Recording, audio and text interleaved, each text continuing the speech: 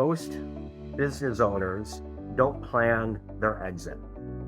They wake up one day and decide it's time. And it's super short-sighted. You really are going to take it on the chin on value if you don't plan your way through this. Hello and welcome to the Remarkable CEO Podcast, a show dedicated to chiropractors who want to transform their job into a business so that they can have a remarkable practice as part of a remarkable life, not instead of one. With your hosts, Dr. Pete Camiolo and Dr. Stephen Franson. What's up, Remarkables? Welcome to another episode of the Remarkable CEO Podcast, Chiropractic's #1 business podcast. I'm super stoked to be bringing you guys one of our best business minds in chiropractic, one of my great and longtime friends.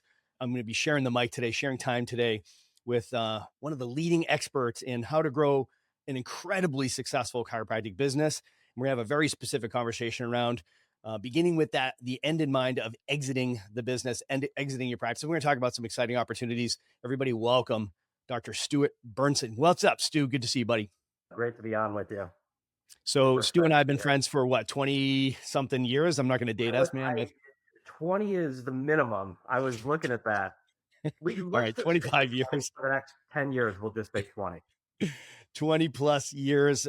We've been in the mix together from the very early days of just running our practices as the chiropractors who had launched their practices. We're building their practices. We went through scaling our practices together, ascending to the CEO, and also taking on the role of the investor. We've been through the whole gamut together, the track together, exiting our practices, starting chiropractic enterprises that serve the chiropractic ecosystem. Man, we've got a lot to talk about today. But Stu, I'll introduce you as one of the founders, former CEO, current chairman of the board of Chiro One, probably one of the best business is in chiropractic today. Super proud to call you my friend and colleague. Why don't you give us a little bit of your backstory? Yeah, so starting from current day and kind of working our way back, I have been in the chairman seat for about a year. And as your Remarkables know from your teaching, it's an evolution of practice. And so from being in the trenches, patient on a table, to being behind the desk, driving a business. I sat in that seat as the CEO for Chiro One since 2007. And in 2017, which we'll talk about, we took on a private equity investor. It was probably the largest enterprise deal done in chiropractic at the time. I still think it holds water as the largest transaction done. I'm saying that not to boast or brag, but to impress on the listeners what we're going to be talking about today, where the future is today in transactions inside of chiropractic. In around 2024, the business has scaled pretty significantly. So in 2017, we had 40 offices. With the private equity backed investment, we went from 40 offices in Chicago to about 160 offices across 13 states. So pretty short order with massive scale, with the right minds behind us, has been a tremendous learning lesson. The business has and I've always told my investor this, the business is, when it becomes larger than me, it's time for me to step aside and bring in the right people. And I'd done that all along the route up until it was my role. So in 2025, 24, kicked off a search process, took about 16 months to find the right and perfect operator to come in and help us continue to grow. And that gentleman has been in the seat. Stephen's met Desh. He's been in the seat now for just over a year. And it's been such an interesting transition, right? To step back out of the business, take a different perspective as chairman versus being the operator as the chief executive officer and running a team. So super excited. This all started back in 2005. So I was in a practice, our practices were relatively similar in scale. in a practice and it was too large to sell. In 2005, there was no buyer for the practice That's right. unless I wanted to carry the note, which I would still be bonded to it. Yeah. So I sat on the question, what's next for me? Because I knew there was something next. I didn't want to be tied to the practice, up every morning at 4:30. Now that hasn't changed, but up every morning, in the practice by 6. The 4:30 prepared- a.m. routine has changed a bit. Yeah, ready to see patients by 7 o'clock in the morning and leaving at 7 o'clock at night. I wanted, number one, I wanted to build something bigger in chiropractic. Yeah. And I also didn't want to be tied to my practice and all the principles that you teach your remarkables. That's right. And so I sat on the question, what's next? And that's where Chiro One was born out of. I had 5 other colleagues, and between the 6 of us, we had 12 practices. And we had more reasons why not to do this initially than why to do this. It was highly risky, taking 6 alphas and trying to build a company. And so we really stumbled on 2 things that we decided were the major outcomes that were worth pursuing. One was building and creating a place where chiropractors could come and learn how to be great chiropractors and get handsomely rewarded for it. Today I'm proud to say our average chiropractor as an employee makes about $160,000. And so I feel like we've accomplished that outcome.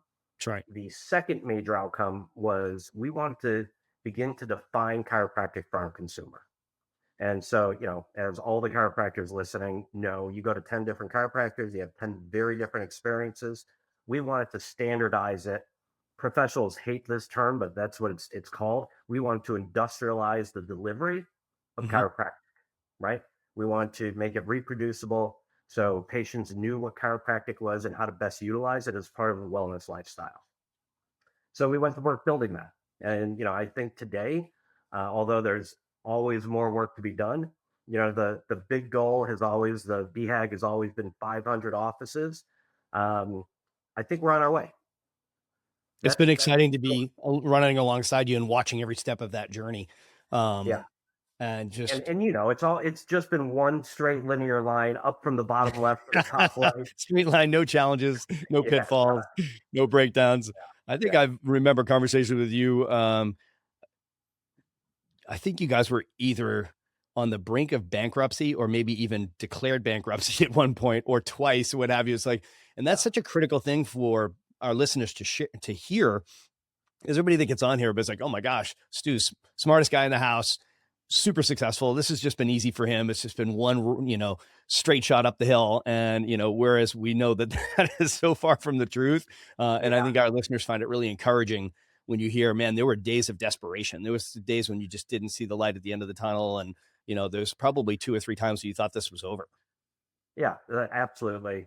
We went through some super challenging times where, we flew a little bit too close to the sun in our exuberance to build and scale.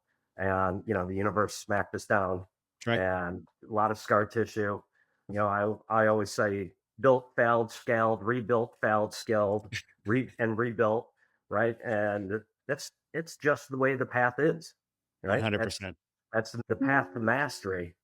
All right. I want to circle back and just double click on a couple of things that you brought up here, as it's just, there's so much gold strewn through that story. These are all business lessons, right? So let's start with that last one. Is there are business breakpoints. This is not a bug. It's a feature, right? This is, if you're going to grow a business, there are breakpoints and you have to be aware of them. I subscribe to like what Roland Frazier teaches with the law of 1s and 3s. It's like every, one businesses break at 1s and 3s, at 1 million, 3 million, 10 million, 30 million, 100 million. It's just like, they're real breakpoints that you need to be aware of. Or like RPE breakpoints with your team. Every $250,000 is a breakpoint for the business starts to break. It's time to add a person. I love Dawson, what he teaches on this, Brendan Dawson, with the 1 million, 3 million, 8 million, 15 million, 30 million, 45 million on the way to a platform company at 125 million. We speak about this all the time, Stu, is there real breakpoints, and it's not something to be afraid of. It's something to be aware of. And know that as you go through each one of these iterations, like you were just describing, you're gonna fly too close to the sun if you're not aware of the breakpoint, right? So to know to go from 1 million to 3 million, you get a different business, different systems, different people. 3 million to 10 million is going to be different business, different people, different systems. 10 million to 15, 15 to 30. Each one of these breakpoints is going to call for a new set of systems that will pull you forward. And most likely some people that were probably missing from the team. We call it operationalizing and professionalizing, right? Yeah, So if you absolutely. anticipate that's happening, you make those shifts and pull the business forward as opposed to letting it break. Yeah, I think these are unteachable lessons. Like, even though you know the breakpoints are coming, for some reason they always catch you by surprise. Yeah. I think the mastery is in how fast you respond and open your eyes to it Yes. versus going into hope and that it's just a glitch and going to work out. Yeah. You're going to be able to So hustle your way out of it. yeah, Yeah. so I don't know if it's avoidable, Yes. but Yeah. you can respond and reply to it, and compressing the time that it takes your response and the magnitude of your response, I think Yeah. it's critical. I love that perspective. Yeah. You got to bump the electric fence. It's going to be, Yeah, it's like, how quickly do you respond and recognize what it is? You yeah, also talked about these I think, identity shifts. Can yeah, I go deeper on that yeah, absolutely. as you went rolling through, your own journey of going from the chiropractor to, who's an owner operator, head down, bum up, taking care of all the patients and making the ascension to CEO, which happened inside of your house, as you had associates and you created scalability and durability by making the ascension to CEO. So we went from working in the business to working on the business. Michael Gerber's work's brilliant. Everybody knows that difference between working in the business, working on the business. But there is a third layer, right? So there's a third level, and that is working above the business, right? So you go from being CEO's perspective to now being the investor's perspective and recognizing you're going to go from being the machine, which is the owner operator, to building the machine, which is the CEO, to being the person that sells the machine one day. And that's the investor perspective. Can you speak into that as like, it's literally taken on a different hat Yeah, yeah, and it's a totally different absolutely. perspective, right? Yeah. I think early on in the evolution of practice, we just wear the operator hat longer. Like, the shareholder hat is always there, even though you don't know it's in your closet, it's there. And what I found is when I have this conversation with chiropractors, they've never made the distinction that they are both the operator, right? They're both the provider and the shareholder. And so it's no different today. I have shareholders that I have to answer to, or had as CEO, had shareholders, investors that I had to answer to. And as a solo practitioner provider, you just happen to be that person that you also have to answer to, right? That's right. So it's most providers don't even know they have the shareholder hat. And so to bring to light, which Remarkable Practice has done a tremendous job of defining the hats that are there. I think as we mature in practice, we need to get better and more cognizant of what hat we're wearing Right. and be super intentional on taking one hat off and putting the other hat on when we're having conversations. Right. And in our early days, having 6 founders, we would meet once a month to work on the business. A weekend away, locked up in a hotel room, working on the business. And then, the other 27 to 28 days of the month, we had our position hats on. I had my CEO hat on. Yeah. My COO had his COO hat on. And we were very clear when we were in the business, those are the hats we wore. Yep. Go play your position. That's right. And, we would actually call it, that's a shareholder conversation. That has to wait till the end of the That's right. month. And so getting super, super conscious about what hat you're wearing when, I think, is critical for growth. Huge. So, I find that when you're having this conversation, especially with an owner operator, because I want to be respectful of let's be respectful of the journey we've both been on, right? So it's just like this is every one of those roles is honorable. Sometimes people sort of dishonor the role of being the owner operator and being the person that's head down, bum up, taking care of the patients. Man, what a glorious season that is. And here's the deal, guys, is you can't fake it. You need to go through that, because it's going to be really hard for you to be a great CEO leading that organization if you've not had that experience, right? So we want to honor both the owner operator role as well as the CEO role, as well as the industrial. They're all honorable roles and critically important. There's just a distinction between those. When I'm trying to convey this perspective to people, I think it's helpful if you think about how the money works, right? So I always say, as a business owner, you get paid 3 times, right? So you get paid for the work that you do. That's your salary. You get paid in your distributions of profits as an owner, as a reflection of your equity. And you get paid in the sale of your business. At one point, there's going to be a liquidity event, some kind of exit. Hopefully, death, taxes, and exiting. Hopefully yours will actually have liquidity associated with, like, there'll be some payday, right? So if you think about it that way, it's like, oh yeah, so I get paid for the work that I do. That's just salary, right? So whether that's the adjusting chiropractor or the CEO or both, you get paid distributions of profit because you own the business, right? So that distribution's a reflection of the equity that you have, or the percentage you own in your business.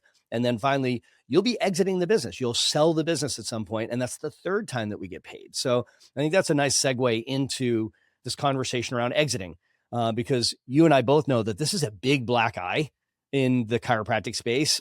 It has been forever, for as long as there's been chiropractic, quote unquote, business, right? So, in the Remarkable Practice, we're very clear on this, a difference between the practice and the business. These are two sides of the chiropractic coin, right? So the practice is the clinical entity that exists to deliver healthcare and better health experiences and better health outcomes for the patients. That's the practice. The business is the economic engine, the machine that drives productivity, revenue, and profitability for the owners, the investors, and for the team, right? So we're going to have a business conversation now, guys. So we're a bunch of on purpose, servant-hearted chiropractors who focus on practice all the time. But now we need to put our business hats on. And Stu, let's have an exit conversation, because, there's 4 seasons to every career, right? Launch, build, scale, and exit.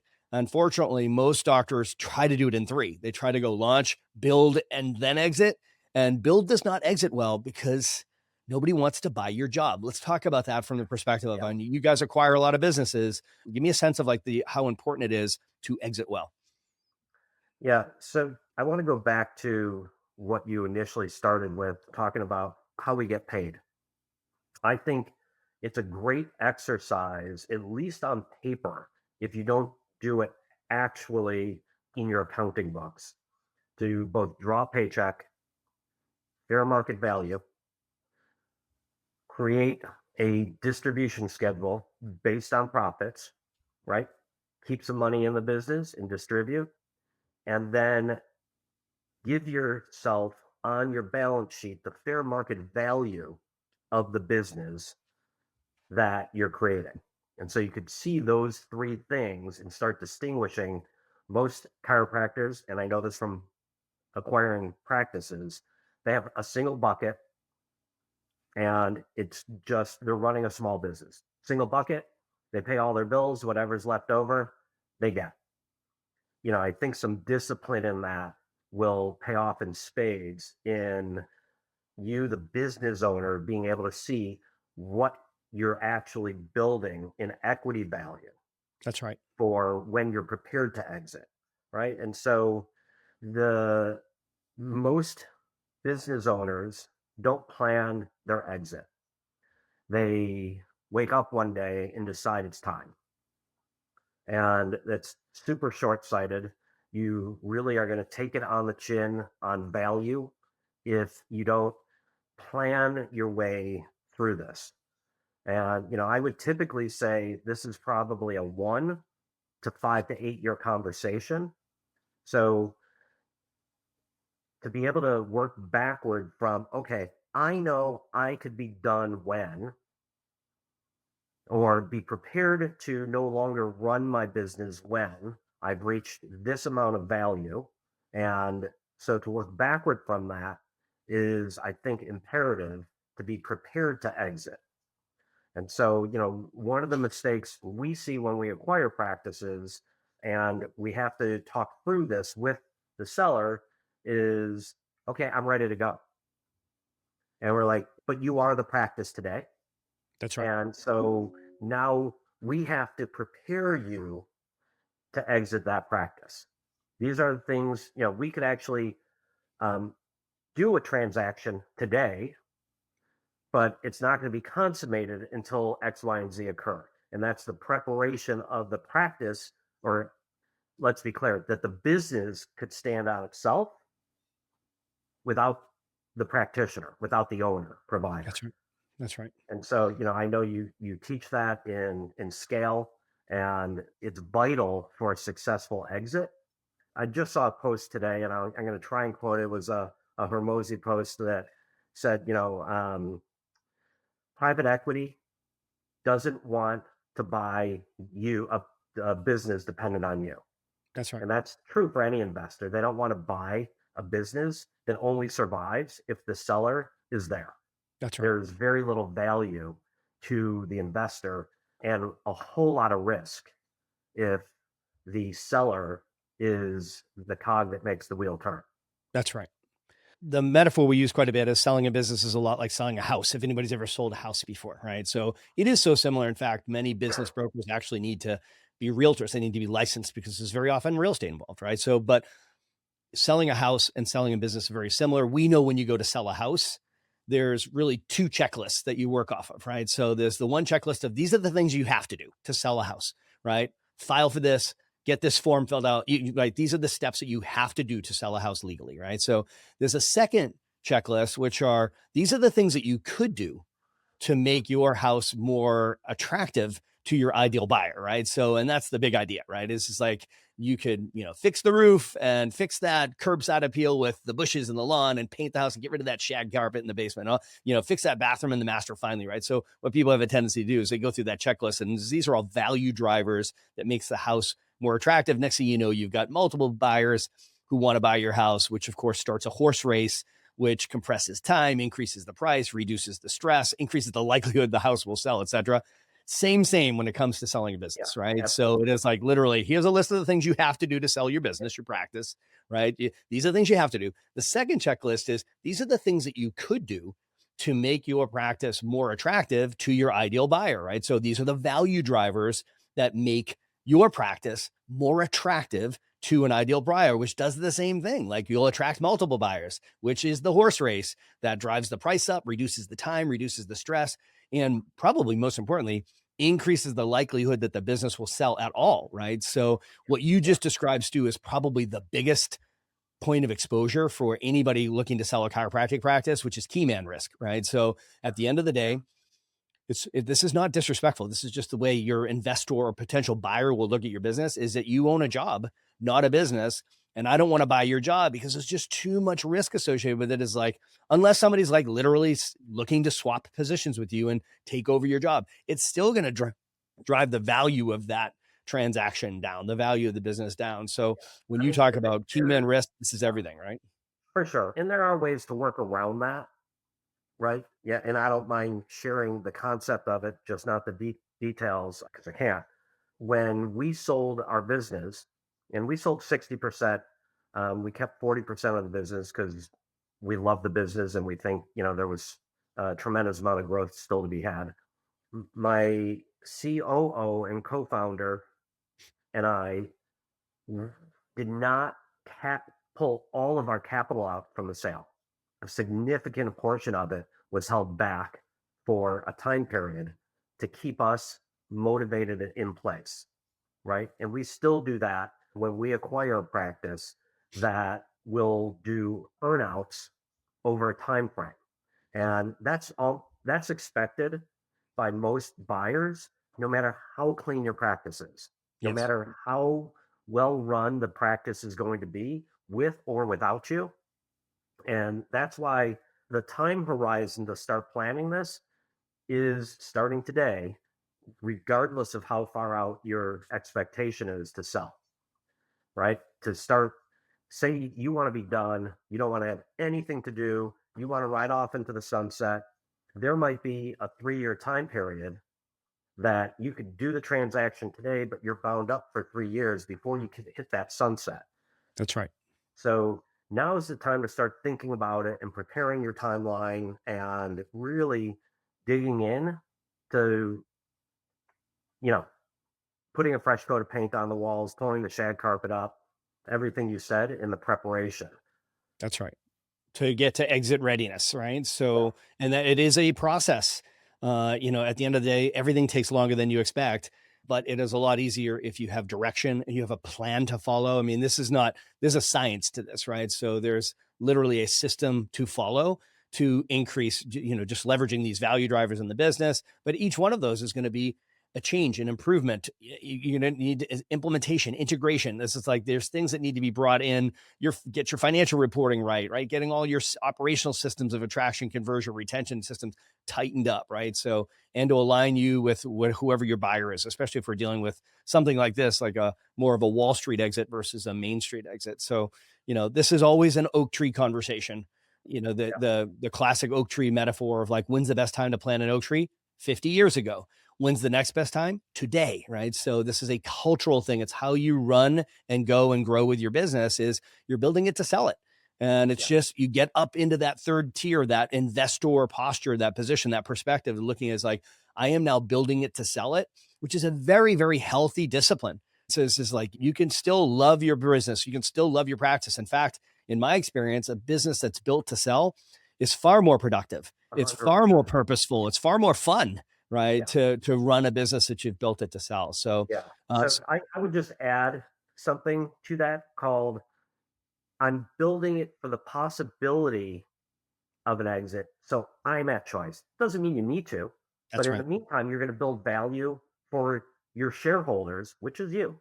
Yes. So yes, this is a win-win-win. Right? So whether you decide to or not, being transactionally ready at any point that you decide to, you can monetize it or not. You can go, hey, I'm going to die at my adjusting table. Yeah. Totally fine.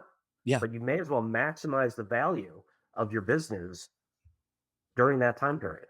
I'm so glad you said it that way. So there's something that everyone wants, but nobody articulates. In my experience, everybody that I talk to that owns a business, it's optionality. So, at the end of the day, that's what we all want. We want choice. We want better options, right? So it's just like, if you're building a business to sell it, you may finally turn your practice into a business. You turn your job into a business that is an appreciating asset that cash flows. And 2 years down the road, you might say to yourself, it's like, man, I finally got this thing to where I've always wanted it. Now maybe I don't want to sell it, right? So the punchline is build up the business that you don't want to sell. At the end of the day, that's when everybody wants to buy it, right? So it's like, that's when you're going to find a buyer, right? There's no downside and there's no good reason why not to. That's exactly right.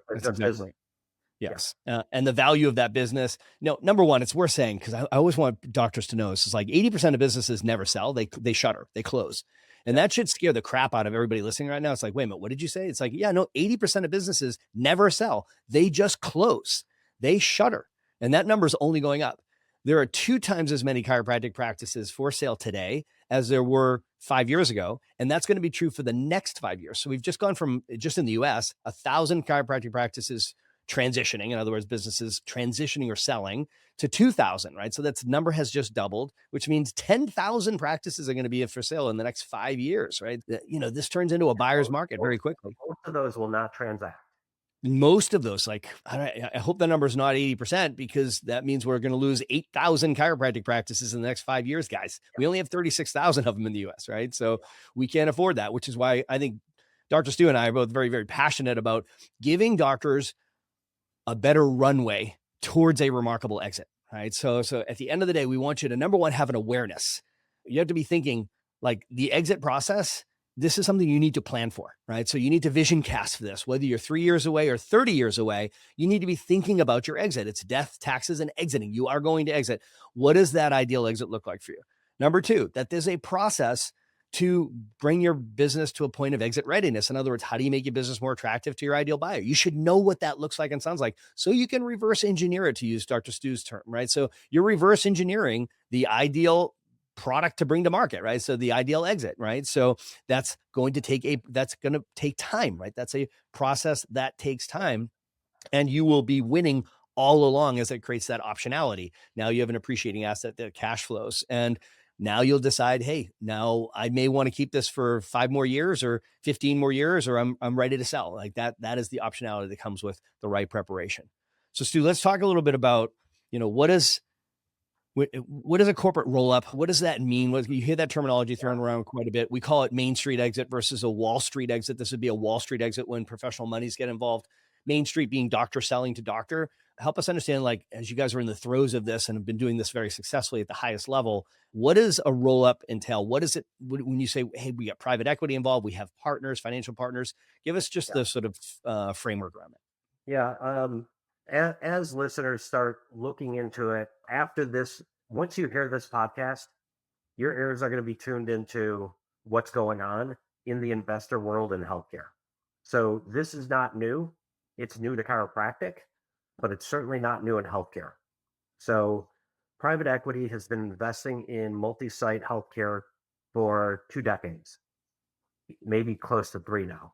Their focus has been primarily on, in the early days of consolidation, and I'll go back in and say what that is. They have focused primarily on dentistry and physical therapy, to a lesser extent, gastroenterology, obstetrics, but it pretty much hits every discipline in healthcare. So an investor primarily looks for a platform, right? These are very smart people. They're controlling billions of dollars for their investors. And so they've done their research.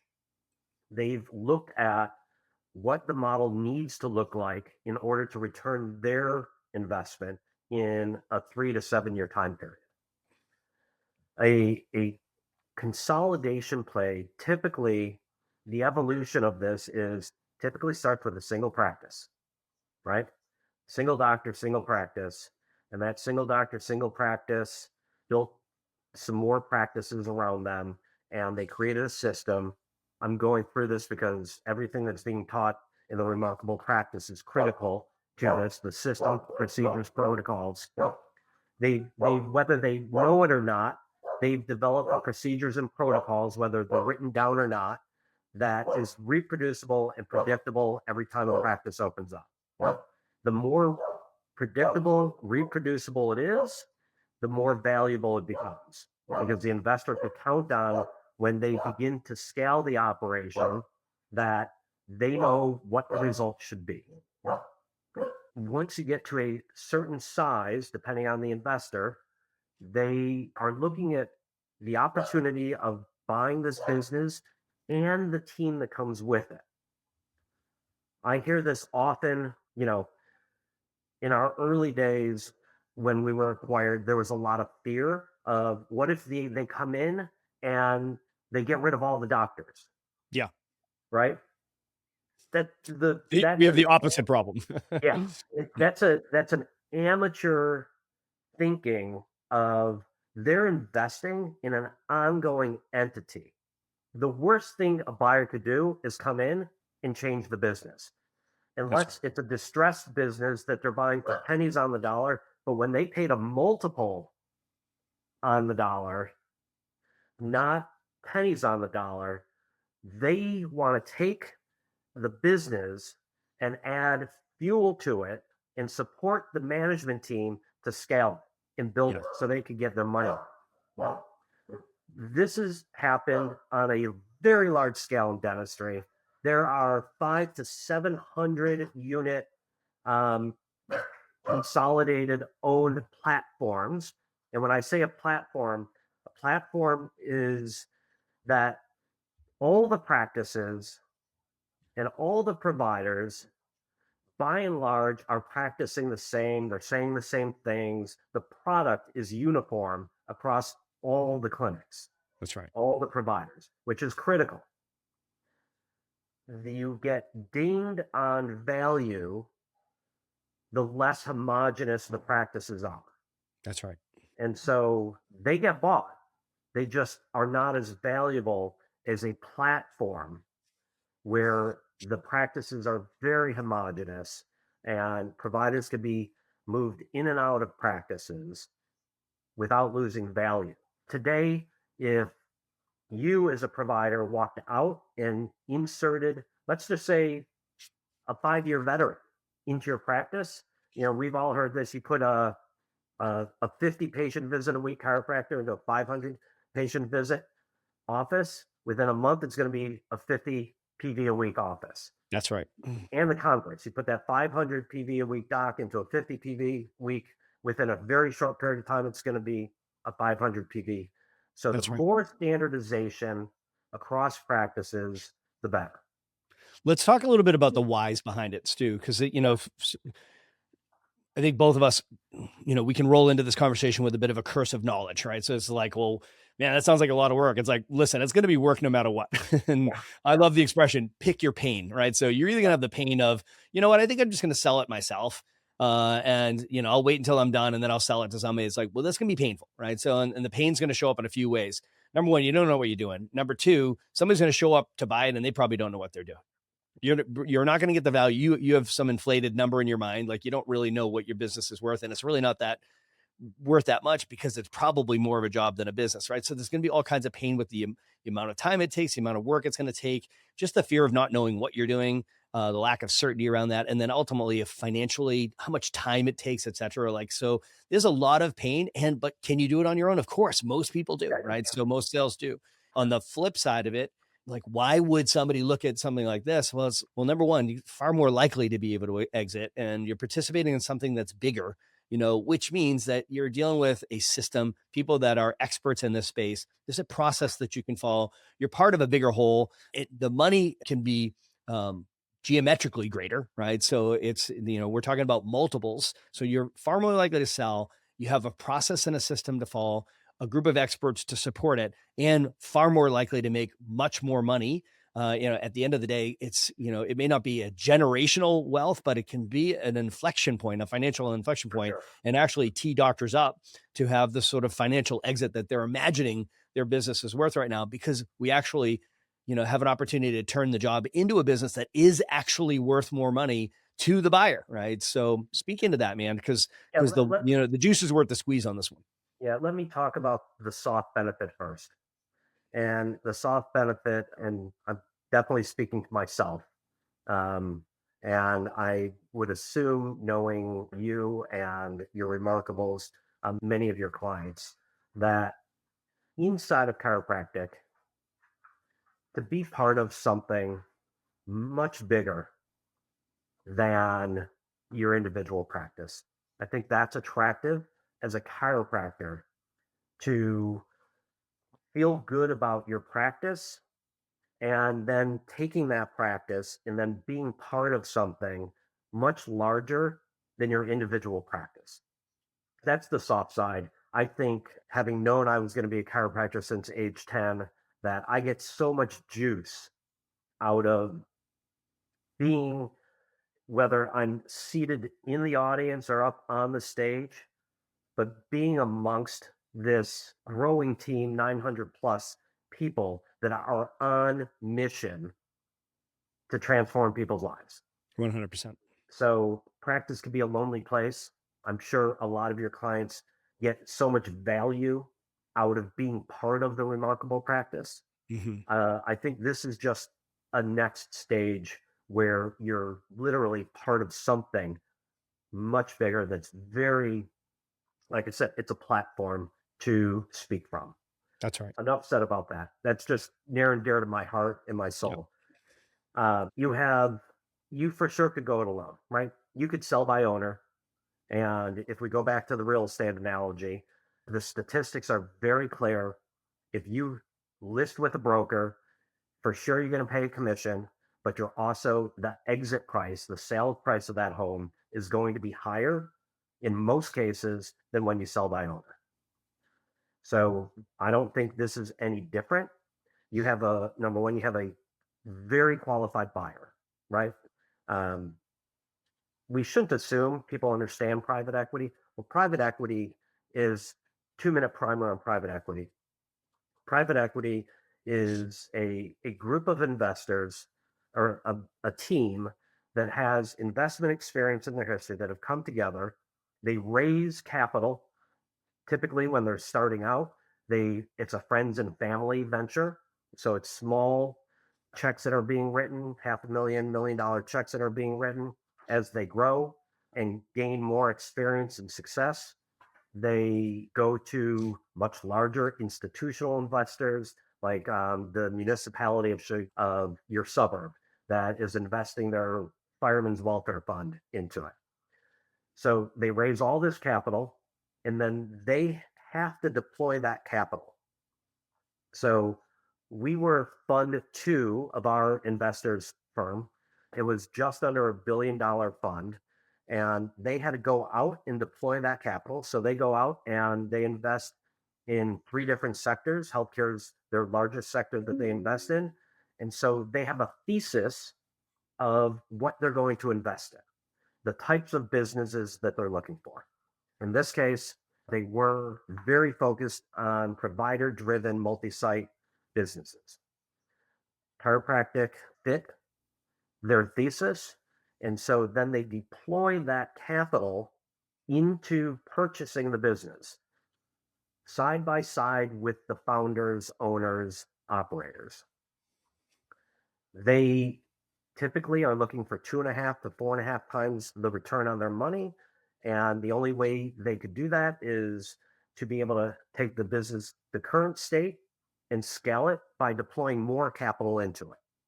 And so they're very aggressive and disciplined in deploying capital to support a management team. Like if we went it alone, there's no way we would have deployed the amount of capital on our own to scale from 40 to 160. Right. We're way more risk averse to it. It's literally dollars out of our pockets. And so you have a very qualified investor that is willing to pay more than your associate, right? Who would have to raise money from friends and family and probably couldn't get the full amount, would have to go to a bank. Typically, I've seen sellers actually sign on the note, carry the note, and so they're not even exiting fully, right? So it's just a more mature transaction, same outcome, meaning the practice gets sold. The dollars do tend to be significantly different. Yeah. And I mean, the impetus for this, like, why would it make sense to private equity, is because what they're doing is they are cobbling together smaller businesses to make a bigger business. And a bigger business has a bigger top line revenue, but more importantly, has a bigger bottom line revenue, profit, or EBITDA. And when you have a bigger EBITDA, because they're going to turn and they're going to do their own deal. And, then now you have a bigger number times a bigger number, which is a bigger number, right? So for them, that arbitrage opportunity for them is they take the risk and they have the expertise to bring those businesses together. So you take 20 small businesses and you merge them into one large business that has a larger profit. And that's where the value is for them, right? So you have to understand that this whole system is being pulled forward. Yeah. And I don't think it's any different for an individual practice being sold than a large entity being sold. There are breakpoints where when EBITDA is at a certain level, right? So if it's 5 million or below, you're probably going to, inside of healthcare, you're probably at 5 million of EBITDA, you're probably going to sell between 3 and 6 times of EBITDA, right? You get to 10 million, that multiple scales with it, not linearly, but it does scale. So 10, you're likely to sell for 4 to 7 times. And so private equity is very clear on this.